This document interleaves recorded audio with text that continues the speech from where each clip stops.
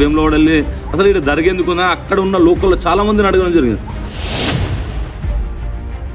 మీరు ఇవన్నిటితో అభిషేకాలు చేస్తాగా నేను కూడా అభిషేకం చేస్తానని వారు వెళ్ళి గుడి డోర్ పెట్టి మూత్ర విసర్జన చేయడం జరిగింది. ఆ రోజే చెప్పాను, నేను డైరెక్ట్ దర్గా దగ్గర నిలబడి చెప్పడం జరిగింది, ఈ దర్గాని ఎప్పటికైనా తీసేయాల్సిందే, ఈ తీసే వరకు పోరాటం చేస్తాం, హిందువులమందరం ఏకమై. 15 రోజులు జైలు ఏదైతే ఉన్నారో మీకు కొంతమంది అంటున్నారు మీకు ఏమైనా సపోర్ట్ ఉందా వెనకాల నుంచి, ఏమైనా డబ్బు బలం ఉందా, ఎవరైనా డబ్బు మీకు వెనకాల నుంచి అట్లా ప్రోత్సహిస్తున్నారా? మరి ఇది ఏ విధంగా మీరు చూస్తారు ఈ విషయాన్ని? మరి అది 800 సంవత్సరాల సాంప్రదాయం, అది గత 800 సంవత్సరాల నుంచి ఉంది, అది హిందూ ముస్లింలు కలిసి ఉంటున్న ఒక సాంప్రదాయాన్ని మీరు పాడు చేస్తున్నారని చెప్పి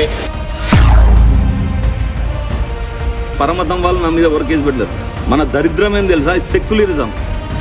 హిందువులే ద్రోహులు. ఈ దర్గాలను అంటే సవాలు పెట్టే ఏరియా అది. ఈ దర్గాలను కానివ్వండి గుడులను సమాన కంప్లైంట్ ఇవ్వకపోతే నా ఉద్యోగం పోతుందని భయానికి నేను పెట్టినా అని చెప్పడం జరిగింది. ఈవో నాకు చెప్పడం జరిగింది.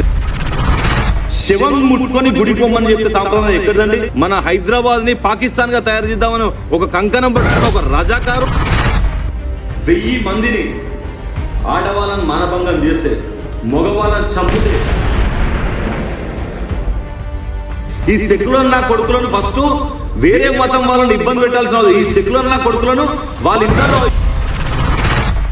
అంటే ఎవరు అసలు రవీంద్ర గౌడ్ ఎందుకు? ఈ జోగులాంబ ఏదైతే మందిరం ఉందో దాంట్లో కూడా దర్గా ఉంది. దీని వెనుకల రవీందర్ గౌడ్ ఒకటే ఉన్నాడా, లేదంటే ఇంకెవరైనా ఉన్నారా?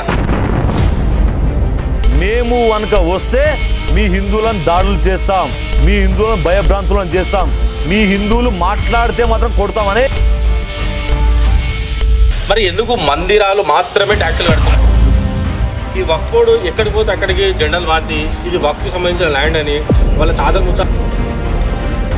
ఈ వక్ఫ్ బోర్డు చట్టాన్ని ఎత్తేయాలి గాంధీ గారు. వీరు చేసిన దరిద్రమైన పని, వీరు చేసిన నాశనమైన పనితోని.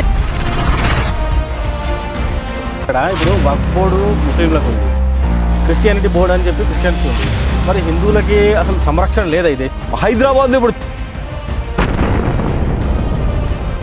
గుడి గురించి మాట్లాడటం కొంత ఓటేసాను, నీ ముఖానికి పైసల కోసం ఓట్లేస్తున్నావు. కానీ ఇంకొక విషయం ఏంటంటే బండి సంజయ్ లాంటి ఒక బీజేపీ సంబంధించిన ఒక నాయకులు కరీంనగర్ అంటే ముస్లిం డామినేటెడ్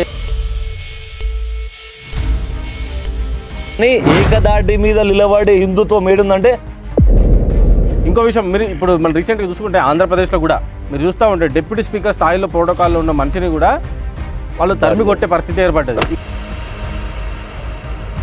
అన్న అయితే ఇప్పుడు మీరు ఓఐసీకి సభముఖంగా ఒక ఛాలెంజ్ చేయాలని నేను కోరుకుంటున్నా. మరి కరీంనగర్లో ఓఐసీ వర్సెస్ బండి సంజయ్ ఉండాలని చెప్పి నేను అనుకుంటా ఉన్నా. మరి దానికి మీరు ఎంతవరకు